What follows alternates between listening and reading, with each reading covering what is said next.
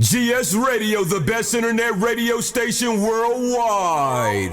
Providing the best in music and talk shows. Go to www.gsradionj.com and check out the best internet station in the world. You're listening to GS Radio Internet Radio Station powered by GMG LLC. In the beginning there was Jack, and Jack had a groove. And after a while, a deep sleep fell upon him, and he went looking for a new groove. He began looking for a new nation, and it had to be a soulful nation. And he found it, and it was Soulful House Nation. And he saw a building. It was a tall building. It had 10 stories, and he entered the building and got on the elevator and pushed the 10th floor, but it stopped on the 8th floor.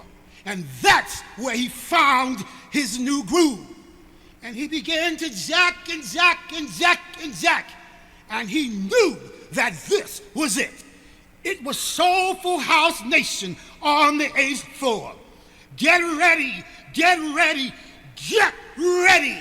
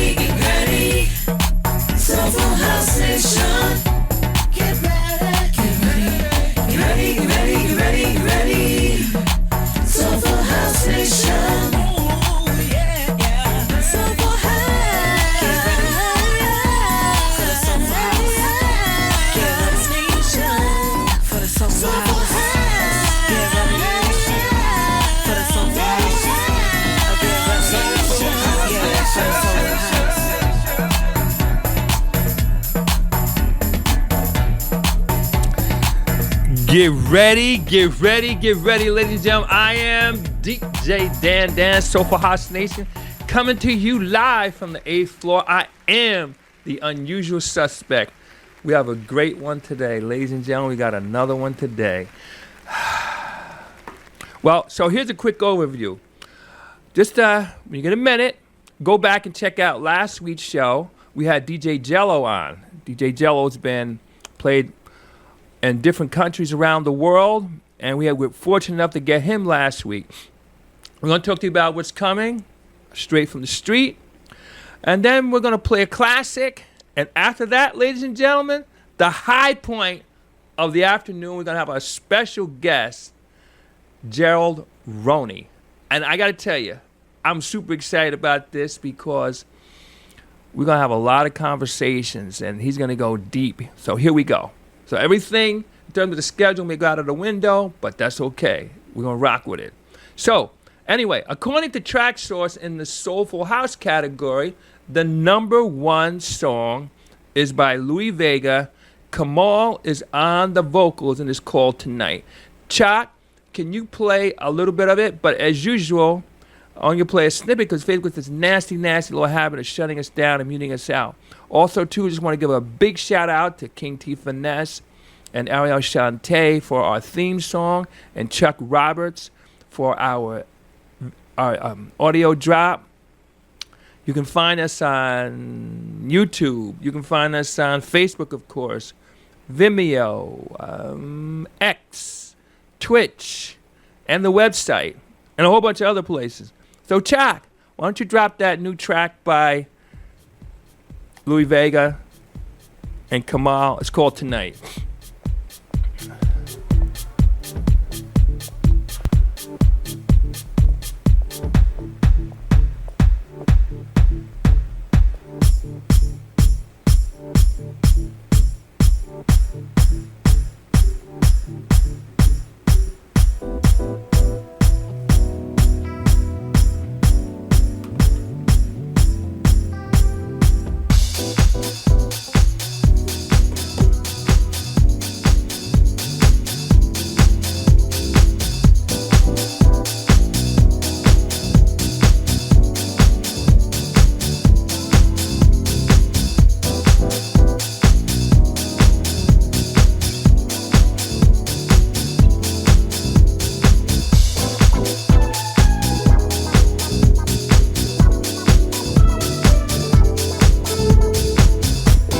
All right, so we're gonna bring it down a little bit. 'Cause you know, Facebook has this nasty little habit of shutting us down and muting us out.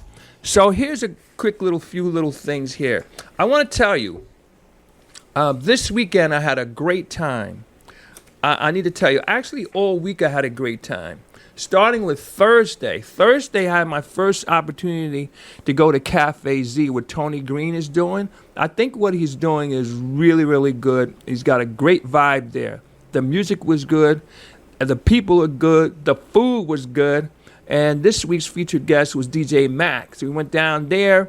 And, of course, I saw some of my other buddies, Linda, Mel, Mary, Kareem, the entertainer, who rocked last Saturday. Then you had Denzel was there. Daniel was there. I'm probably forgetting somebody, but hey, listen, it's all in love. So listen, I had a great time there and had some fun. Then this weekend, this Saturday, I went over to Mac had this nice little birthday celebration for his queen, Linda Miller, who we all love dearly. Patterson, let me get that in there. She's from Patterson too. Of course, she's got the goods. She's from Patterson. We also had at that event we had Mac was there, of course. I'm gonna try and remember some names. I know DJ Bilal was there. Cool Lou was there. T Smooth was there, and a couple others. And Mel was there. Mary was there. I'm probably forgetting someone, but you know what? Sometimes when you don't say something, they say that's good.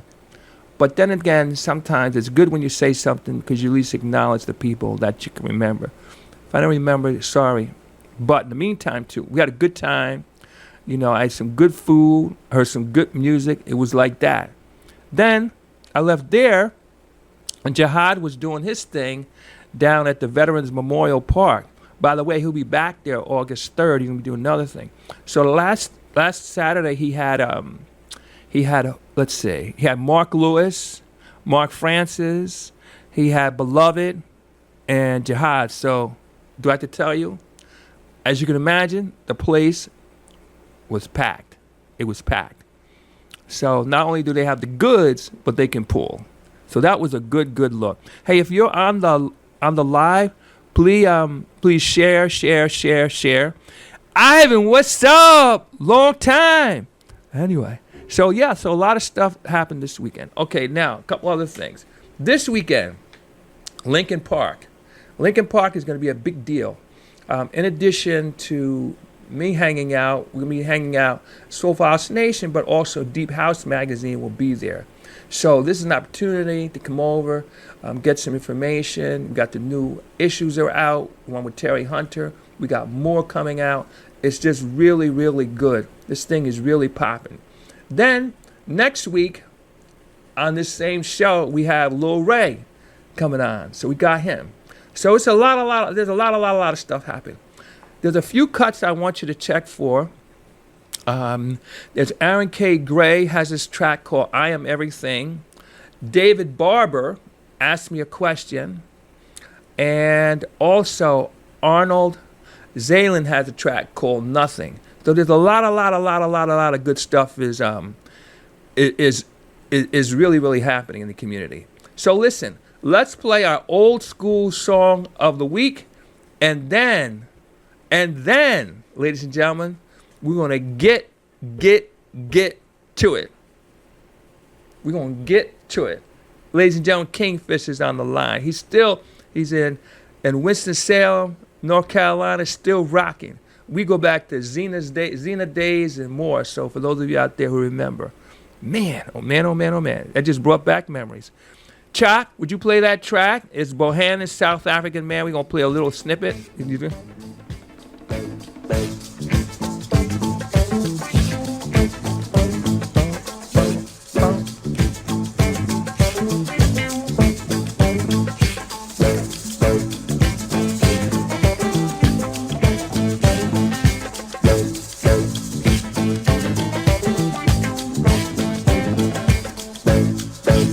South African man, give me a helping hand. South African man, help me if you can. All right, so we're gonna bring it down because you know Facebook has this nasty little habit of shutting us down and muting us out. Ladies and gentlemen, introducing our special guest, the man of the hour, the man who had the plan and still has the plan. We're gonna see if we can get him to share it with us. It is, ladies and gentlemen, none other. The man of the hour. The man none other than and still has Gerald Roney. Ladies and gentlemen, share it with us. It is, ladies and gentlemen, none other. The man of the hour. Wow. I am super excited because so, ladies and gentlemen, as you know, Zanzibar, Brokers, and we talk about some more, were major clubs back in the day. And I was talking with Gerald a little bit earlier, and you don't see those clubs anymore like that. I'm not saying there's not places you can't do it, you have one-off events or something like that, but the super clubs are kind of gone. But we're going to talk about that a little later. But first, let's do this. Gerald, how are you, sir? All right, I'm great. Good. And Dan, I'm known as DJ Gerald T. DJ Gerald T. All right, folks. That's right, because you did used to rock the decks. Well, so listen, for the people who have not met you yet, tell us a little bit about you, where you're from, that kind of stuff, your background, that kind of stuff like that. Can you hear me? Uh-oh. This is always exciting. Wait, okay, now I can hear something. Yeah, tell us a little bit about you, your background, where you're from, that kind of stuff like that. Yeah. Okay, it's saying something about your internet connection is unstable. Could you hear me now? Yeah, we can hear you. Okay. Well, I was born in Virginia and came to New Jersey when I was 5 years old. Okay. And went through the schools in New Jersey and college and everything. I did it in New Jersey. So would you like me to tell you how I got started in the whole business? Yeah. So how'd you get started with the music thing? Well, look, I was one of them guys back in the days like Cooley High. I was the house party guy that gave the house parties. Oh, okay. And my parents had bought a nice big house, but we had a big, huge basement. Oh. So I used to pass out the little IBM cards, letting the people in the high school know we having a party. And every time we had one, it was packed. I mean, wall to wall people, and then I was always the person that was playing the music. Doing those events, and even at the high school, at the YMCA downtown Newark, and we would have our functions, and every time we had a function, it was packed. I mean, the line be going out the door. So I had a lot of experience in knowing how to get the people to come out and party. Well, we're going to talk about that in a little bit. Now, who are some of your early music influences? Because I know you were a DJ and listened to music, etc. Who were some of your early music influences? Well, of course, back in them days, I was all during the Motown era. Okay. all those groups from Motown. That's the era that I grew up in the '60s. Okay. All you right. know. Now, how did you get into house and well, they call it club music back then. Well, yeah, Well, at that particular time, I had became a pool director. I had my own record pool. Oh, now can you explain that? Because some people on here don't know. I was in Ricket Records and Shore Record Pool, but explain that, for some people who don't know. Okay, a record pool was an outlet to promote music, the new music in the clubs. That the radio station back in them days, the radio station wouldn't even play a record unless it became a hit. So to get the record to be a hit, they would make sure the DJs in the club got all the latest records. So they could play it in the club. But once it became a hit in the club, then the radio station would jump on it. Got you. So that's what the record pool was. They had record pools all over the country that they would ship the new records right to the record pool for you to give to the DJs, and then they would play those records. Right. You see. Okay. So that's what I was doing. Just as the time I was becoming a DJ, playing music everywhere. I was playing.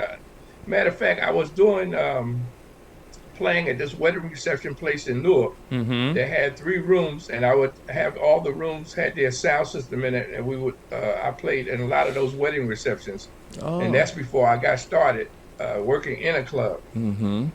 Now, we talked about this a little bit before, but I want you to just share your thoughts.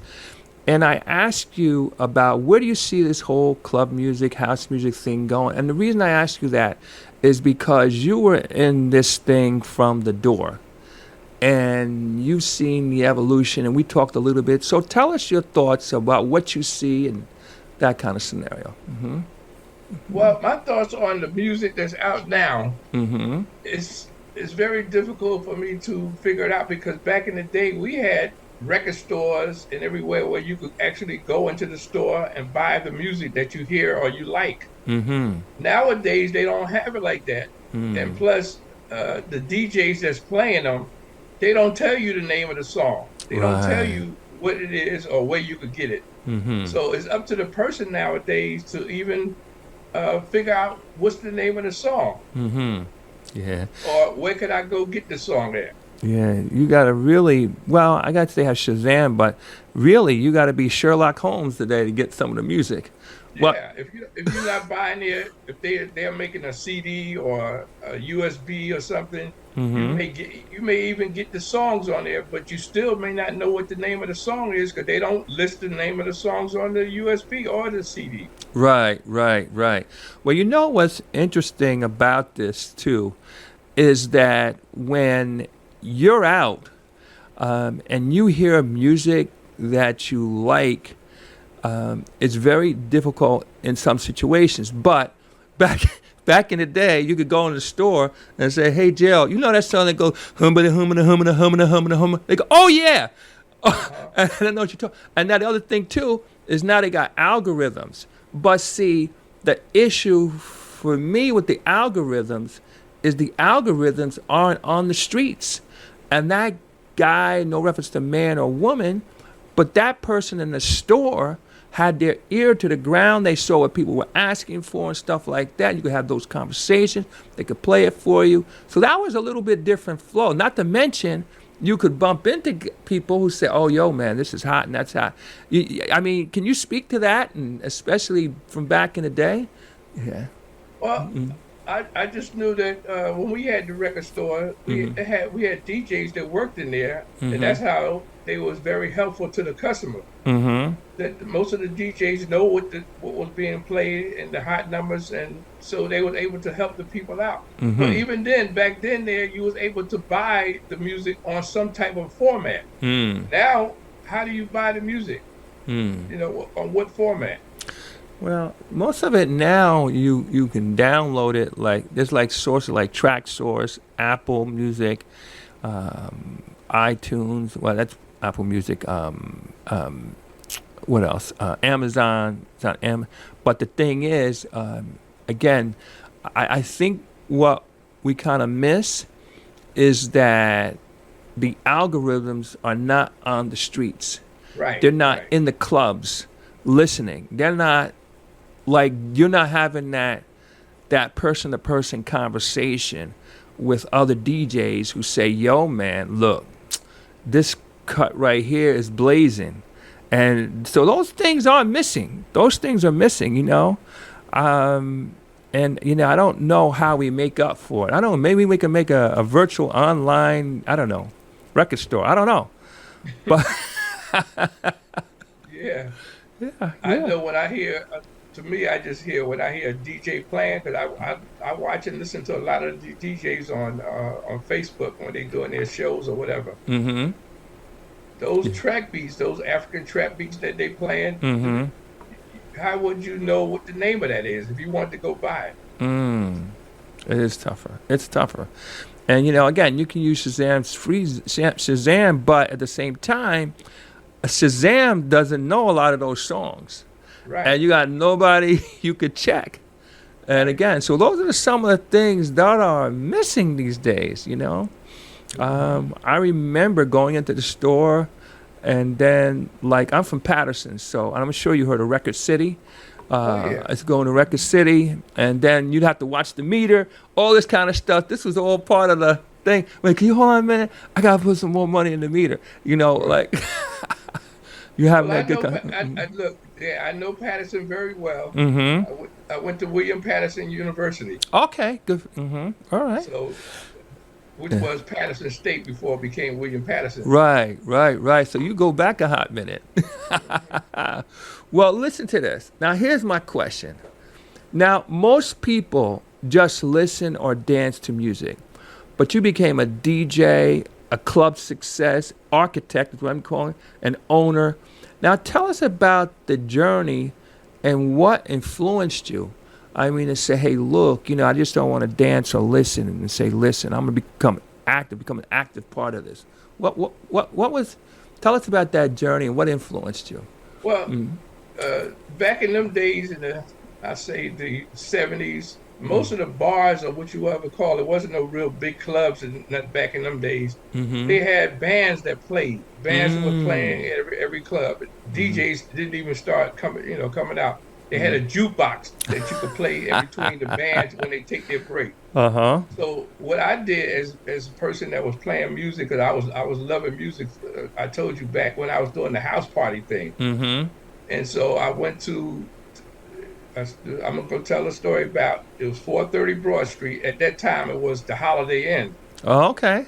So I went down there to check out this band. Mm-hmm. And so after I sat there and watched the band and listened to it, and I went to the guys that were running it, Mm-hmm. and I said to you, instead of having a jukebox, what about have a DJ play in between the band taking their break?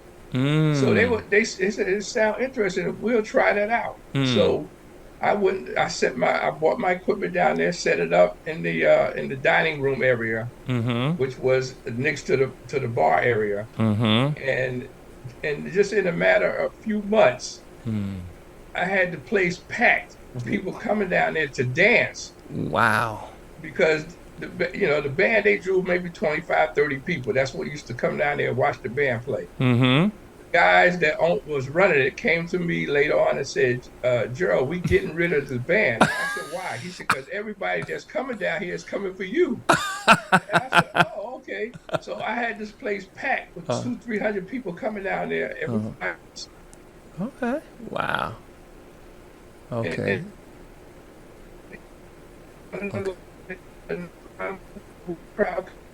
And the hotel was so I was coming down. Yeah, I think It was you're connected. And when I was down there, I'm still with you because I see. Yeah. Yeah, you're still with us, but you're going in and out. But we can make out what you were saying. Okay. Mm-hmm. So on my way getting the equipment, because I had the keys to the place, the venue, and as I was coming out, this young gentleman came up to me and said, well, who are you? Okay. And I said, and I looked at him and I said, well, who are you? Because I had never seen him before. Okay. He said, I'm the new owner. I just bought the hotel. And I said, Okay. oh, okay. And I said to him, well, I'm the DJ here. And he said, well, I'm going to open up a club here. do you want to be my DJ? I said, sure, I'll be your DJ and work with you. Mm-hmm. And that person that I met was named Miles Berger. Wow. Look how history started. Well, hold that thought right there for a minute. I want to just give a big shout out here, and then also we need to go into this here. Hey Sandra, how you doing? Thanks for joining us. Thank you for coming on board. Okay, now you just go into this place, you listen to this band, and the band is good, you're having a good time. You say, well, wait a minute, why don't we put a DJ in there? They say, okay, we're gonna go with the flow. And then you get this thing popping, and this gentleman approaches you and says, wait a minute, no, who are you? Well, you did what anybody from Newark or Patterson would do. Well, wait a minute, well, who are you? You know? So did I say, well, okay, I'm this. Okay, great. So how did that conversation progress from there? Now that you established who everybody was in that conversation, and why didn't he just like say get somebody else and just say listen, do you want a DJ here? So how did that conversation come along? Well, it was real quick, because I guess after he introduced himself and said he the new owner, they just bought the hotel, and I told him who I was, and he said, well, I'm putting the club in here. Would you like to be my DJ? Work for me? I said, sure. It's like that. So now that somebody comes along that is owning it, and I'm not just working for somebody that's renting the place. Got you. I said to him, if we're gonna do this, we got to do this like a real professional disco, a real disco, not just having a restaurant with tables and chairs, and we moved some of the tables and chairs out so they could dance. So I came in and I said to him, we're going to do this, we got to do this right. And I said to him, the first thing we got to do is we got to get somebody in it that's going to put a real disco sound system in here. And I said, I want to take you over to meet this guy in New York named Richard Long. Uh-oh. Dun, dun, dun, dun. I knew Richard Long way from back in the day. I had gotten to know him by going by his studio and hanging out and talking. So I said, we got to get this guy named Richard Long to come in and put a real sound system in here. And that's basically how we got started, and put a real DJ booth and everything, because I just had my little mobile sound system. Now, just for the people who don't know, Richard Long is legendary.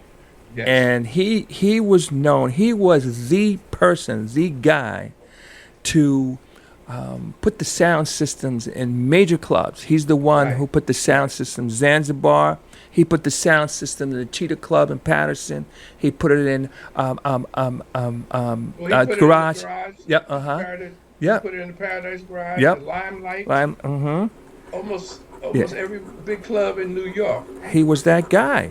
That guy. As a matter of fact, DJ Punch has a pair of speakers. They call them the Berthas that he got. I don't know if those were directly from him or if it was the design. He could probably clarify that. Somebody probably knows. But he was that guy to put the sound in. Anyway, I'm sorry. Just so they know who this is, how important this was. So now you got the sound. You got the sound thing in place. This guy says, yep, we'll put the right sound system in here. Now what happens next? So now I'm starting all over again, because we was closed for several months. Okay. From the time he bought it, because we had to have the club remodeled completely to make it like a real club.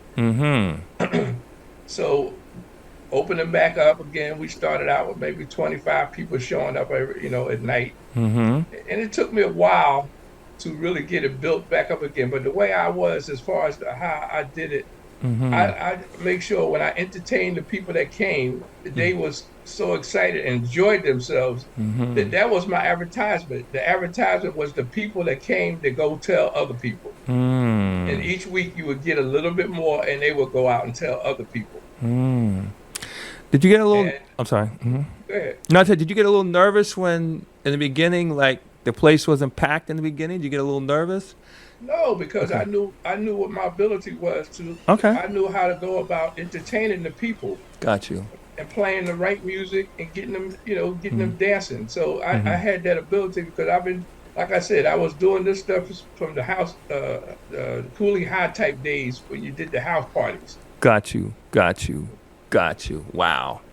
So now let's talk about how this thing exploded, and we're talking maybe 50 years later. This thing, how did this thing explode like that? It's like you like. Okay, so this, like I said, this is started. This is in 1975, Mm-hmm. and as I was playing and getting the crowd built up there, I think that it was Abe's Disco. He named it Abe's Age disco. Disco, Mm-hmm. and the capacity was about 300 people, 350 people. That was the capacity of that room. Okay. So I'm always thinking about what could I do to really like blow everybody else out and become the top club in downtown Newark. Because most of the places in Newark were either a bar or they was a private club. Got Meaning you. you had to have a membership to get in. Mm-hmm. And those places that you had to have a membership to get in, they didn't have alcohol. They didn't have a Okay. liquor license. Mm-hmm. So we had a liquor license. So Okay. From some of the courses that I took in college, it was business called business law, and I learned about a lot of difference in the liquor licenses between a bar liquor license and a hotel liquor license. Mm-hmm. So after we was going for about maybe a year or so, and I said to myself, I got to figure out a way we could blow everybody out. Mm-hmm. And so I went to my owner, Miles Berger, there, and I said, look, Miles, I would like to go talk to the ABC people on Raymond Boulevard. Okay. And I said, I want to go talk to them. And I went down there to talk to them, and I explained it to them that there's a difference in the law with the liquor license in a bar and the liquor license that is in a hotel. Mm-hmm. Right. And this is remember that this is way before Atlantic City even started. Got you. This is before Atlantic City even had their first hotel down there. Mm-hmm. So I went and talked to them, and I explained to them that the liquor license is different. And when I got finished talking, I had they had their like conference room with their top people listening to me. I'm talking to a table full of I guess the big bosses. Okay. So everybody's sitting around, and I'm addressing everybody sitting at the conference table. Mm-hmm. So they said to me, okay, Mr. Roney, we'll get back to you, because I'm explaining to them the difference I know about the law is a hotel and the difference between a bar license, liquor license. Mm-hmm.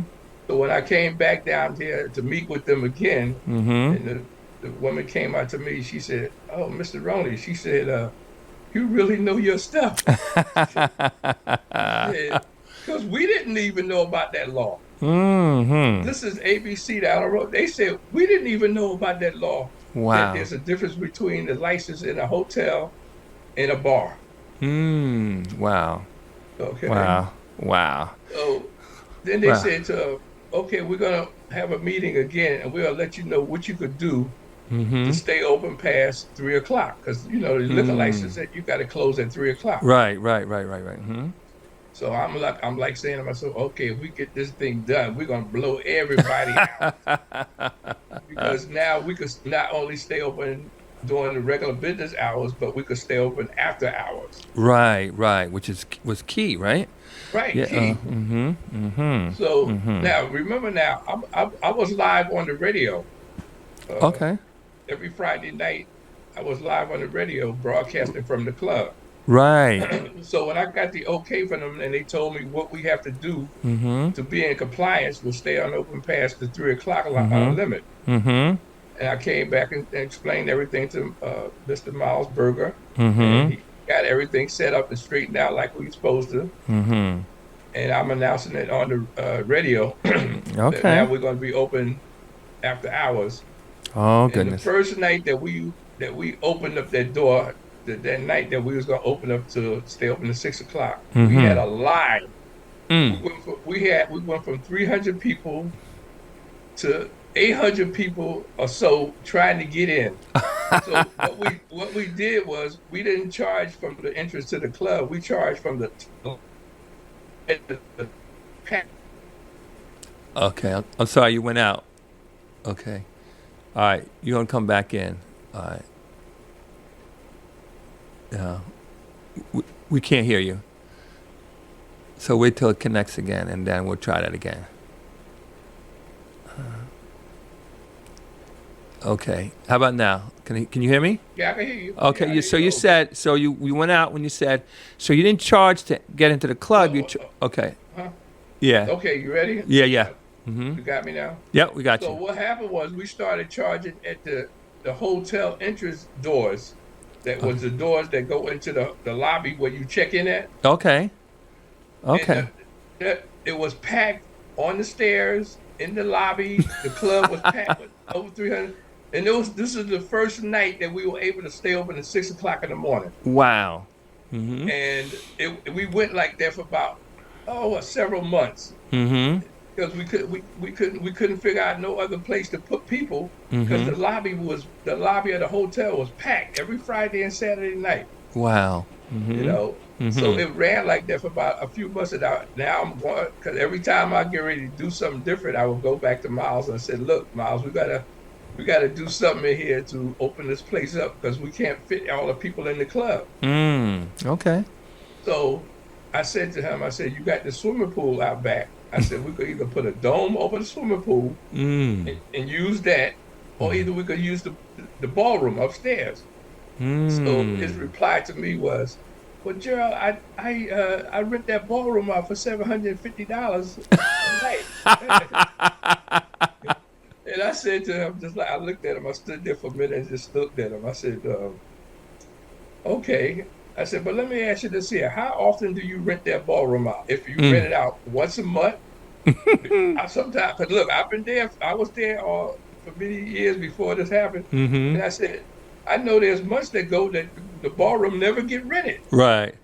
So this is what my thing. I said to him, "We're gonna make $750 every night in the first 10 minutes that we open the door." That's exactly what I said to him. I said, "We're going to make $750 every night." The minute we open that door, the first 10 minutes of people, because we will always have a line going around the block. Right. Oh, wow. I know. So he said, "Well, let me think about it." So he thought about it for a while, and then he came back and said, "Okay, Gerald, let's do it." And I said, "Okay." We jumped in this little sports car, once again, back over to New York, get Richard Long. Told Richard Long what we want to do, and he came over with his crew. They looked over the place, the ballroom. They looked it all over, and then they had people that drew up blueprints on the design of the club. They drew up blueprints. I could read the blueprints because I had a little training in mechanical drawing. Got you.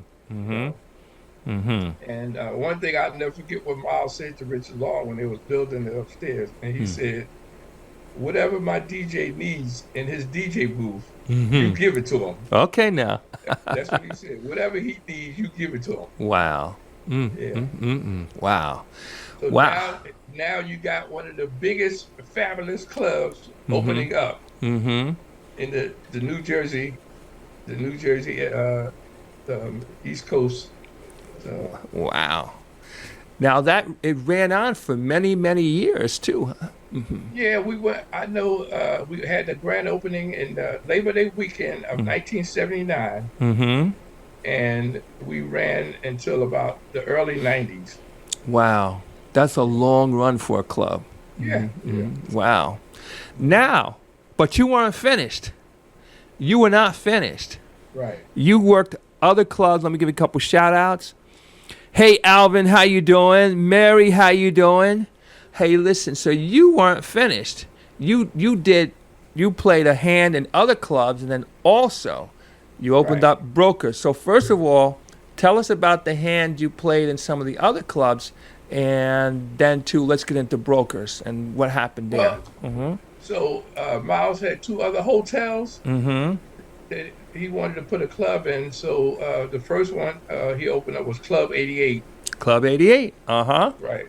And Okay. once again, we got Richard Long. Okay. Every time he would come to me, we got Richard Long. Uh-huh. In the sound system at Club 88. Mm-hmm. And then he opened up another club called Club America. Mm-hmm. And we got Richard Long to do that. And that was a unique type of looking club because it had the dance floor that was way down below the area where the stage was up above. And we had to make a DJ booth that had a remote control that would go from the back of the stage all the way to the front of the stage so you could look down and see the people. Wow. Yeah. Wow. And I got to play at Club America for the grand opening and keep it going because at that time they was remodeling the downstairs of Abe's Disco. Mm-hmm. So I was like the opening DJ at Club America. Wow. And obviously you had success at those places because you had the fun. Anybody that was around that know about all those clubs, they know of Club America, Club 88. Mm-hmm. You know. Okay. Before we get into brokers, let's talk about the secret sauce.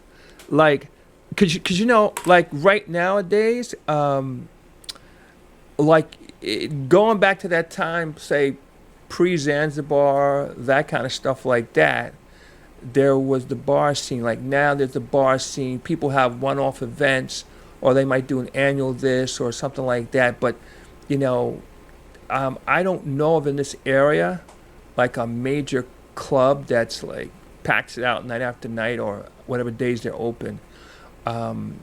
What's the secret sauce? And then we'll talk about brokers. What is the secret sauce here? The secret sauce to me, and I'm gonna say this is back in the 90s, early 90s. Mm-hmm. I guess you just have to know how. To me, was you have to be an entertainer. It's just like being an artist that came to do a show. Mm-hmm. So if you look at yourself as you're an entertainer and you come to entertain the crowd that coming, they're going to come back again and again and again because they had a good time. Mm-hmm. To me, that's the secret sauce is knowing the person that's in that DJ booth knows how to entertain. Because entertaining them and keeping them having a good time, they tell their friends and then they go tell their friends, and that's how you build up your club and keep people coming that's coming there and to enjoy themselves. That, to me, that was the message. That was the secret of everything. So, having the right DJs playing the right music is a real key to this thing. Then, correct? You're saying it's so essential. Gotcha. That is so essential. So now let me ask you a question. This just popped into my head. So you have, say, a lot of DJs out there that have the goods in terms of being able to play, but they can't pull. And what I mean by that is that they're really good, but people don't necessarily come out to see them and or will pay to come out and see them. Is that something you can build up? Is that something that you just got to find that right combination? What's the trick to that, so to speak? Quite sure. I've seen a lot of the DJs that's playing now have a lot of them have great followings. And some of the people that come out for them at these events, but they can't make any money because they're doing them outside. All the events that they're doing is outside. So how could you make any money? You know.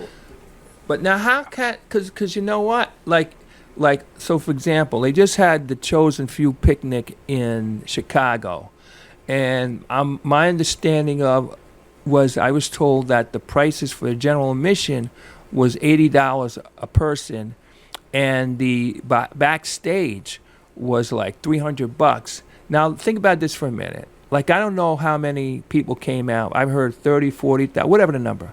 But let's just for a minute pretend you had 30,000 people come out and paid $80. That's 2.4 million. That's not a bad weekend. No, it's not. And where was this at? Was it in Chicago? No, Chicago. In Chicago. What was it in that they were able to? Yeah, park people? at a park. Yeah, in Chicago in the park. So that was. But how did they charge people? I mean, you got to have a place where you said, how do you get in?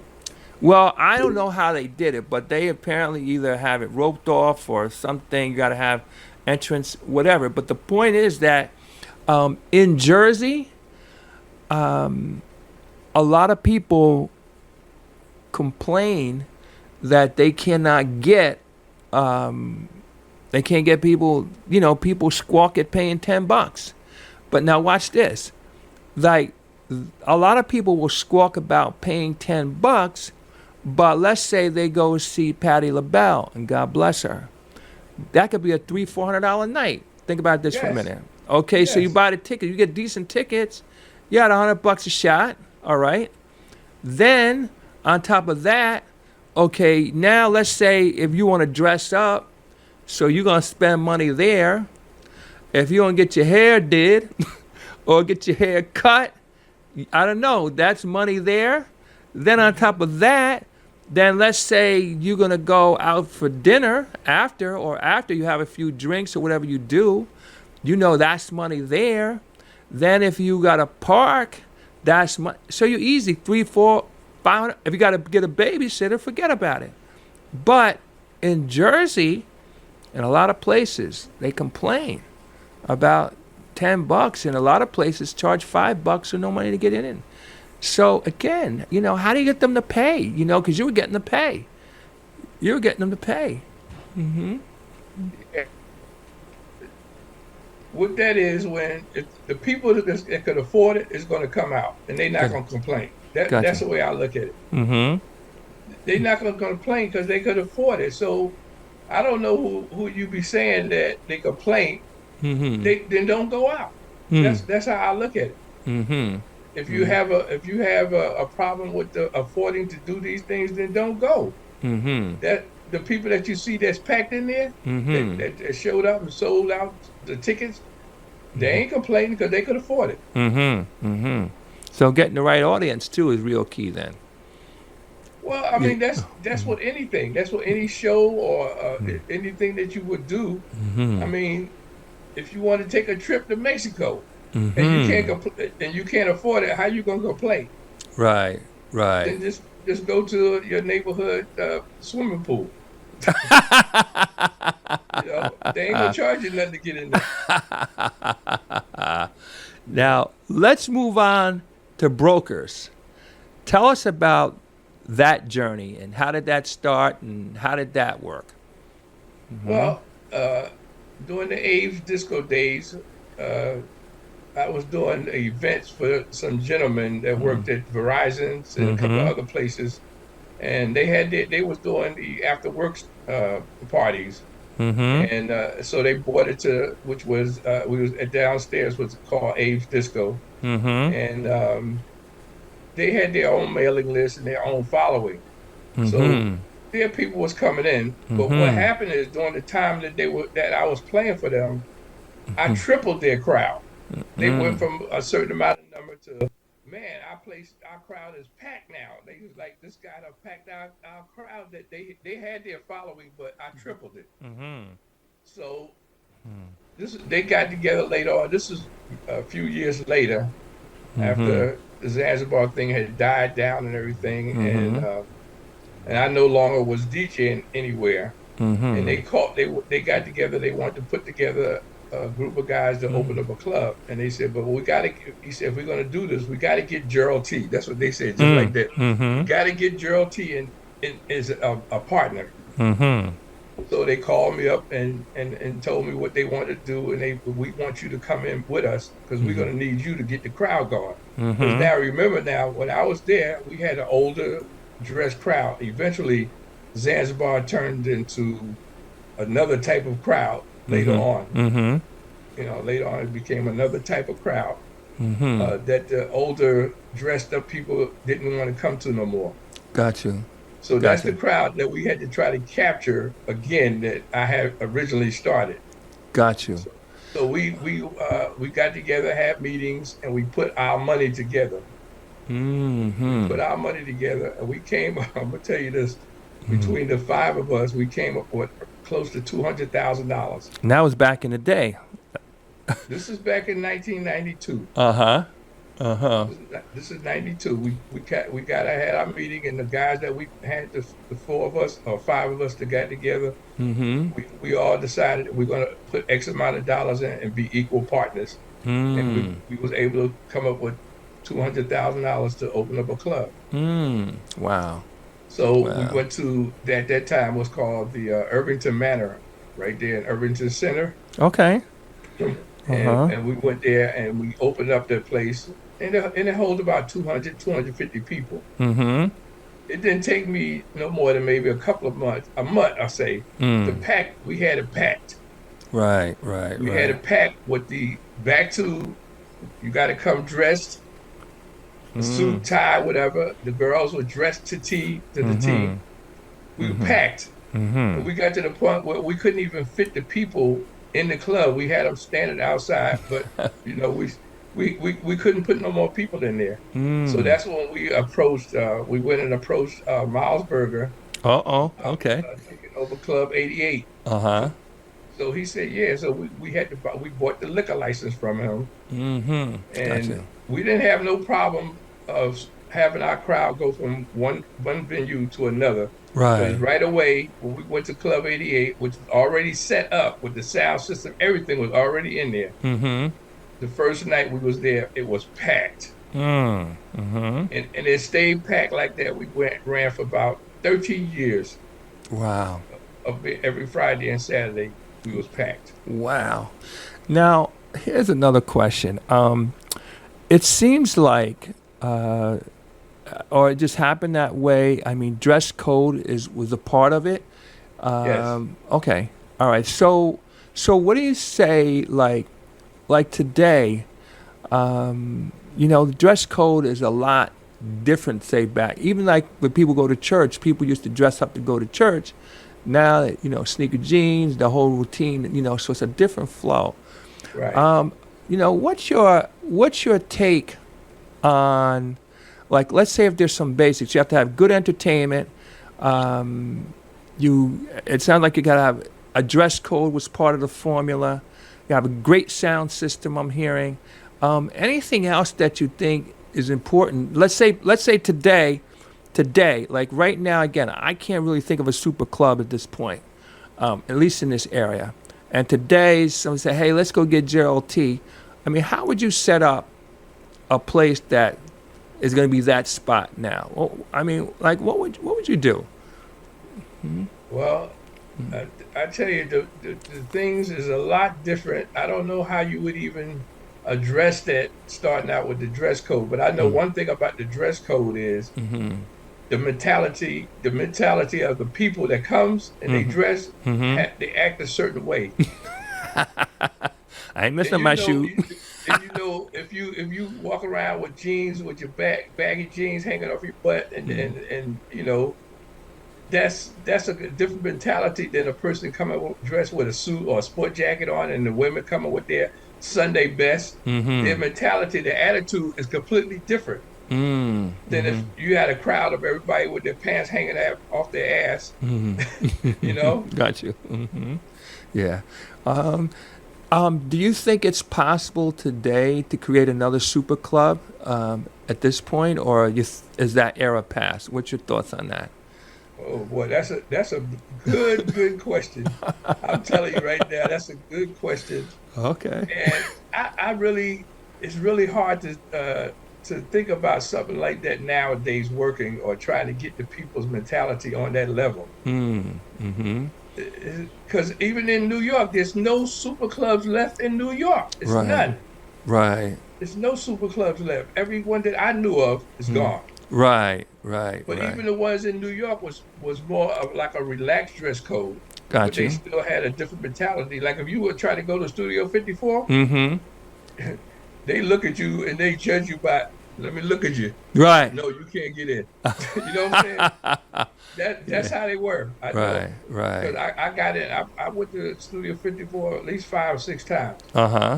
And I know if you don't know somebody or somebody and put your name in there or you didn't have no recognition, you wasn't getting in. Wow. Oh, yeah, that's right. Matter of fact, another place like that was called the Area Club. Was it Area or Arena? I'm not sure. I think it was the Area. It was like that. And I remember, because the guy would go, okay, you can come in. This guy's dressed a little crazy. He can come in. Or this lady was dressed a little like, I don't know, pink hair, blue hair, green hair. Oh, yeah, we want her. Yeah, interesting. But that's how, I mean, to do that now, I really don't have an answer for it, to tell you the truth. To do it now, I don't know. I just knew back when I guess you could say we did it at the right time. We did the things at the right time. That's how I look at it. You know? Got you. I mean, 'cause right now, I mean, every time I turn around on the news, you see some kind of shooting or killing or something like that going on. Right. We didn't have it. We didn't have it at the Zanzibar. We didn't have it at Brokers. Got you. You know? Got you. Now, I'm sorry. Yeah, I'm going to say at least during the times I know when I was there at Zanzibar. I don't know what happened after that. I heard that it became a teenage club. They changed it to Brick City. Got you. Got you. Now, name some of the people that you brought in back in the day. Some of the DJs that had the goods that you brought in back in the day. Well, I mean, let me say this here to you. There's a lot of people I could name, but I'd rather not mention no names. Okay. Because, I mean, even and I'm saying that just because when some of the people they talk to, they don't mention my name. Got you. No You problem. follow me? Okay, no As problem. much as I've done for a lot of the DJs in this business, a lot of help them come along. I don't get no credit from them. Wow. You know, that's one of the challenges when you help people. I think you almost got to say, well, if they acknowledge me, then that's gravy compared to a lot of them kind of talk like and feel like they made it on their own. But everybody gets a hand up, you know. Right. Yeah. Now, what do you see? What do you see in the future? What's on the table for you going forward? I know you're relaxing and chilling, but do you think if you ever got the phone rang and said, "Hey, Gerald T, we need you to come out here and do one more again," would you say yes? No? Would you consider it? Where are you with life now?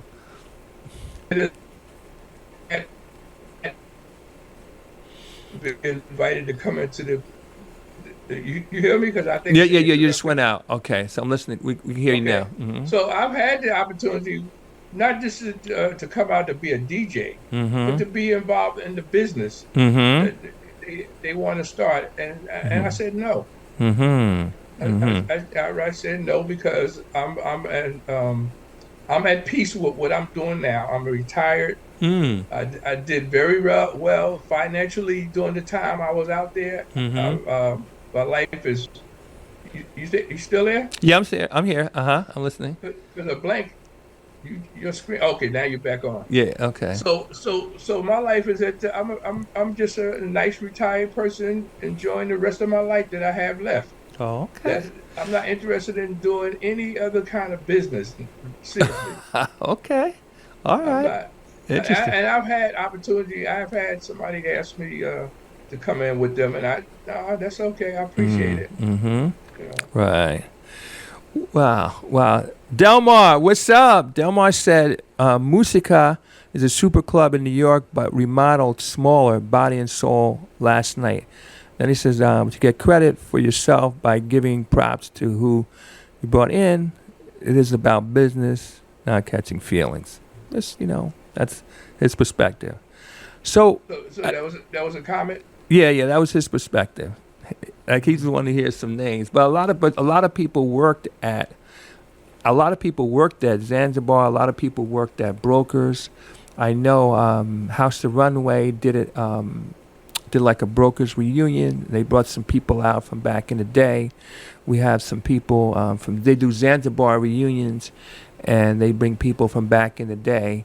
And when you are the architect, a lot of times people don't realize that it's not necessarily the people in the front who make it pop, but it's the people in the back that make it pop.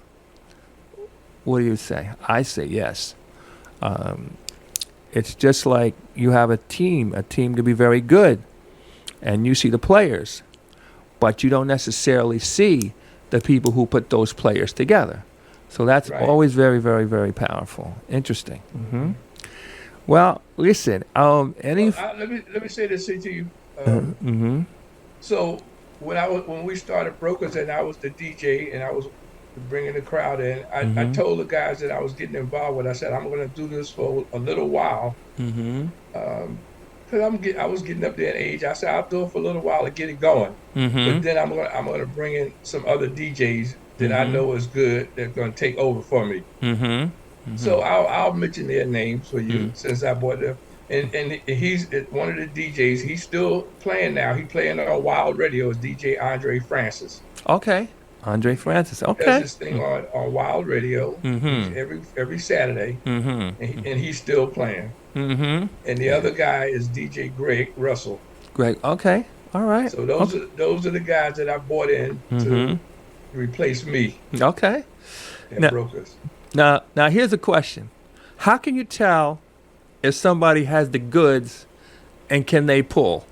And the reason what I mean by that is that, like some events, I have this discussion with a gentleman all the time who, again, prefers to be behind the scenes, and you know what I'm talking about. Well, anyway, but some DJs are really good, but they can't pull. What I mean by that is that people won't come out to see them and or pay to see them. Okay, scenario number 2 is some events are event driven. So for example, Lincoln Park, like is Saturday. Well, we don't even know at this point, you may not even know who's DJing, but you're coming because it's Lincoln Park. On the other hand, I'm going to say celebrity driven. So this past Saturday you had Mark Lewis, Mark Francis, Beloved, Jihad. Now that's celebrity driven. Now you know they got the goods and they're going to pull. So I'm just wondering, from your perspective, like, how do we, like, if I'm a DJ and I really got the goods, but, and I can't pull, I mean, is there anything I could do about that from your perspective? I don't know if you could do anything about that, but all I could say to you is when I listen to a DJ, I listen and pay attention to how he's telling a story with his music, and if he's a good blender, you know how to mix the music well where you don't disrupt the dance floor. That's what I look at. Okay. If you don't disrupt, in other words, you know what I'm talking about? How you got DJs that go. So right there, I'm already saying you finished. Right. And on top of that is, if you're a good DJ and can tell a story, because to me, playing and entertaining a crowd, you're telling a story. I just knew that when I was playing, I was trying to tell a story every night and get to the point where at the night where you have that crowd explode, where they just going out of their minds. That's when you know you did a good job. Right. When you start them out nice and build them to the point where they just explode. Though, I'm gonna tell you one of the challenges today in terms of the storytelling is that, so back in the day, like I remember, I still DJ, like I do a lot of parties. Most of the parties I do are private sector parties. But now, I remember back in the day, I played in New York, I played in Jersey. So in Jersey, you'd have one DJ, I'd go from 9 o'clock to 3 o'clock in the morning. In New York, I'd get on at 8 o'clock in the evening, and I'd play till 4 in the morning. And like you really do have time to quote unquote tell that story. But now what you see is at best, the DJ is going to pay 2 hours. Now if that DJ is not getting on all the time or getting a job here or there, that DJ is going to go hard because he or she, from their perspective, may not get another shot. So that becomes a little harder, I think. especially if you got 90 minutes to an hour and you gotta, Right. do what you gotta do. I don't know. What are your thoughts about that? Because again, if you go back in the day, that DJ came in and played pretty much all night. Right. Sometimes you'd have an opening DJ, but for the most part, what's your thoughts on that? Well, I mean, that's just the way it is now. I guess the more people you got on the bill, the more you trying to you're gonna attract just about everybody. Because if you got 5 guys on the bill, Right. they looking to get 5 guys that can pull. Right.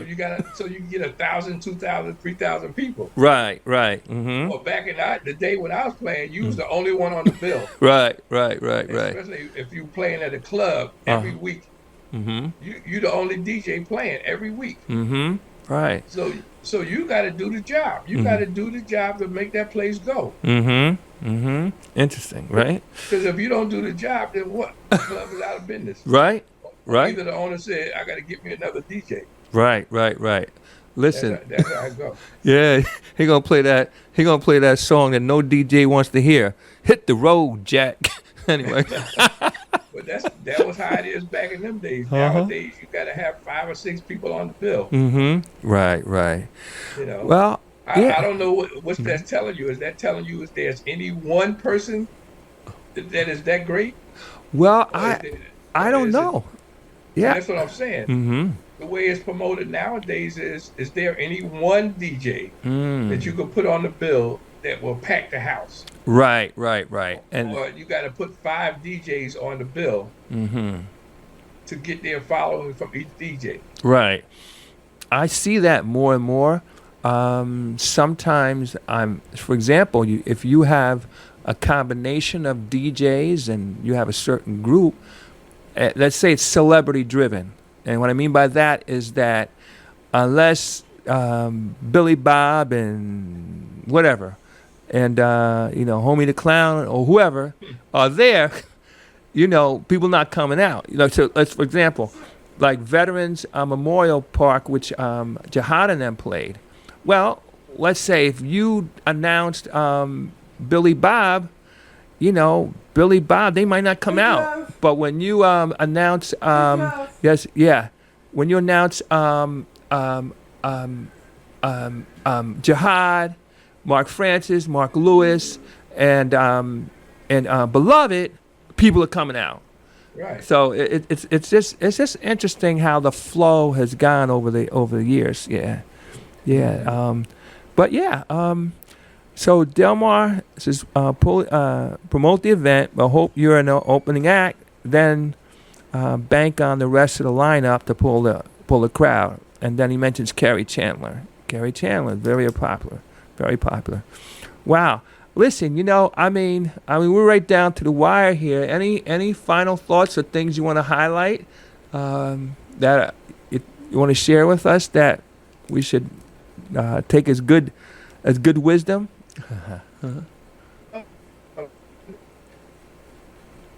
Okay, so you're going in and out again. Okay.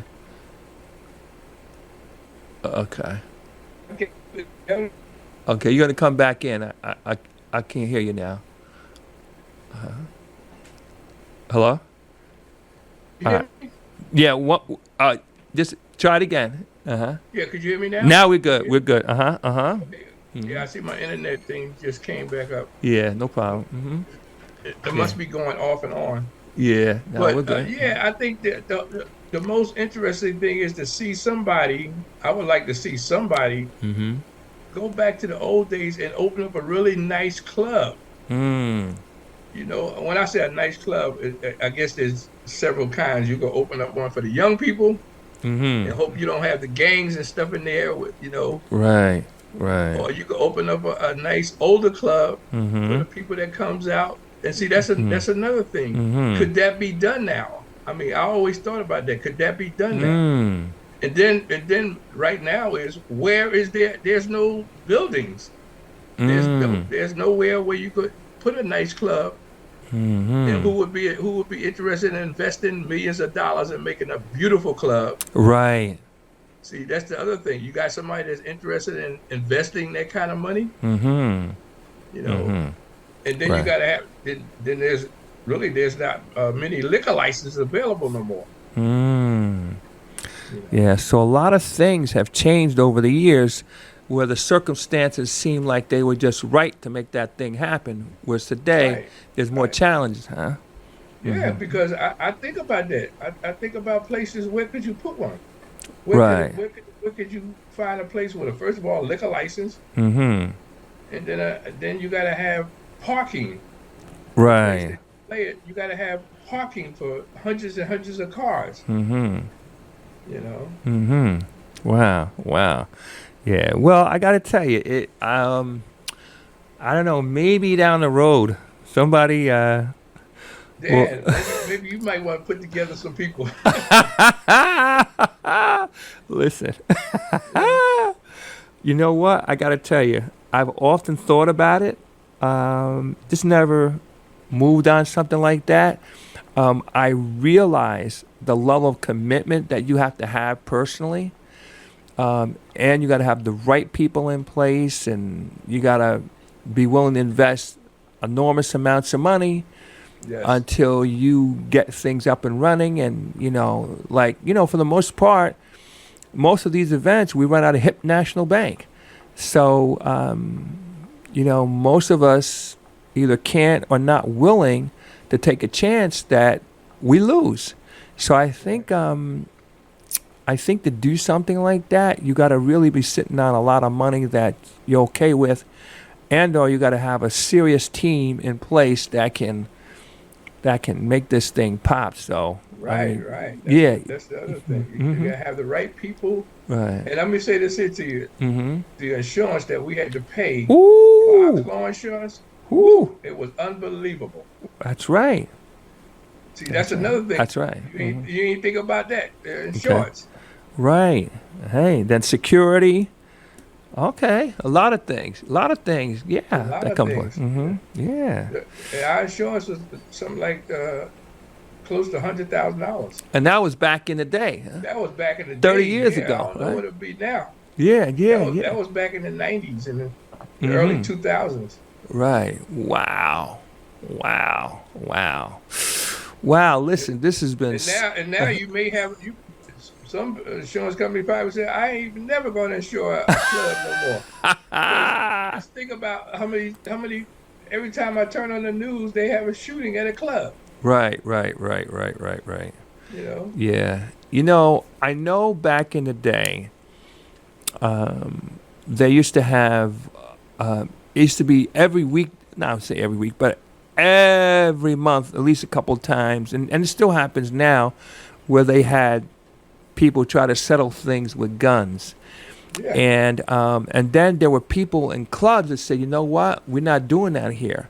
And a lot of people felt that, hey, listen, that wasn't fair, that wasn't right. But a lot of people said, listen, you can say all that, but I'm not taking a chance, shooting up my club and this and that. And and that was a big thing back there, because I've heard a lot of people and promoters say, hey, listen, well, we can't get this club, we can't get that club because, whatever, they don't want us there and this and that. And it wasn't that they didn't want, because they wanted your money, but they just weren't willing to take a chance on the drama, So anyway, listen, hey, again, any final thoughts? And we're gonna just say thanks a lot so much. Any final thoughts or?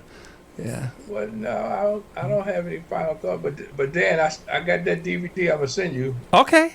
On Brokers. Okay. All right. Good. We'll play it. Yeah. Hey. I'm gonna send it to you. It's one of our anniversaries. Okay. And you'll see how we maintained our crowd throughout the whole time we was in business. We never got to the point where if you wasn't 25, you wasn't getting in. Got you. You wasn't dressed, you wasn't getting in. Wow. Wow. Standards. That's how we maintained that throughout the whole year, all those years that we was in operation. And I'm gonna send it to you so you can see. And we had professional people there that was videoing, and the girl walking around talking to the customers. Wow. That was wow. You had standards. Well, listen, we're coming in for a soft landing. Hey, listen, thank you so much for spending time with us. Really, really appreciate it. Really appreciate it. And like, if anybody wants to know the real story, the real, get the real stuff. Do you have this recorded? Do you have? Yeah, this? we'll have it recorded. I'll send it to you. Mm-hmm. Okay. Absolutely. Yeah, so I'm glad you're doing this because, like I said to you, when I did it at the Newark Library, it's just so, and I know from other people that was trying to do Zanzibar stuff, and so many people come forward that you like, who is these people? Where do they come from? Look, I'm gonna say this to you: from the whole thing, from Abe's on up, two people was involved, myself and Miles Berger. Oh, wow. I had the ideas. He had the money. Okay, that's a tremendous combination. That's how it was. I had the ideas, and he had the money. Well, I'm gonna add one other thing here. I'll say this to you too. All during that time, I learned the business. That's how come I was able to go on and do it again for myself. You see, I'm gonna add one other element here too, the work ethic, because if you're not, like most people want the baby, but they don't want the labor pains, So anyway, hey, listen. I put it like this to you: it's not easy. It's hard work, and you got to be diligent in knowing what you're doing. Because if you don't know what you're doing later on, you could be in a lot of trouble, wind up in court and everything. Wow. When you're running an operation like that, if you really don't know what you're doing, don't mess with it. Got you. Wow. Well, Gerald, thank you so much again for coming out and spending time with us. We will send this to you. All right, so when we leave this one, we're going to go to the Shazam Free Zone. We're going to play all new music, all new house music. As you know, all hits start underground before it goes, are you ready for this? Overground. Right. Oh, yeah. That's I right. understand how that goes. Oh, yeah. You just never know what the new biggest hit. So, and then in the Shazam Free Zone, we play it and say it. So you can decide if it's a smash or trash. But I will tell you one last thing in that regard. Hey, don't judge a song all the time by the first time you hear it. Right. I'm sure we've all had these songs that somebody turned us on to or somebody else was into and you were like not feeling it. And then one day you hear it just right, it hits you just right, say, oh shucks, now I get it. Right. So that's it's called the Shazam Free Zone, but also too, it should be called the Now I Get It Zone. All right. And I know exactly what you're talking about because I used that philosophy all during the time I was playing. That I'm gonna make this a hit. It's gonna be a hit to you after you hear it several times. Yes. Because there's no song that we played the very first time that it was a hit right away. No. Gotcha. People didn't dance. Right. But if you was a good DJ, you know how to make them dance. They're gonna love that song. Yeah. And I had that. People coming and saying that to me a lot. I didn't like that song when I first heard it, but when you played it at Zanzibar, oh my God, that sound system just killed me. Now I get it. All right. That's what it was. Yeah. Well, listen. Hey, Gerald, again, thank you so much. All right, ladies and gentlemen. All right.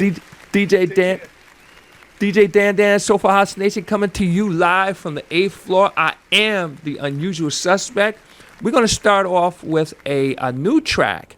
This is by a local favorite, David Barber. It's called Ask Me the Question. And I got to tell you, this track is really, really good. The female vocalist on it has like this, she has like a sultry voice. And, again, we're going to lead off with that, and hopefully you'll like that. Joe, you're welcome to hang out. If you got to go, no problem. But we're going to play a set of all brand new music. All right, ladies and gentlemen, DJ Dan, SOULFUL House Nation, coming to you live from the 8th floor. I am the unusual suspect. Get ready, Chuck. Here we go. All right. All right.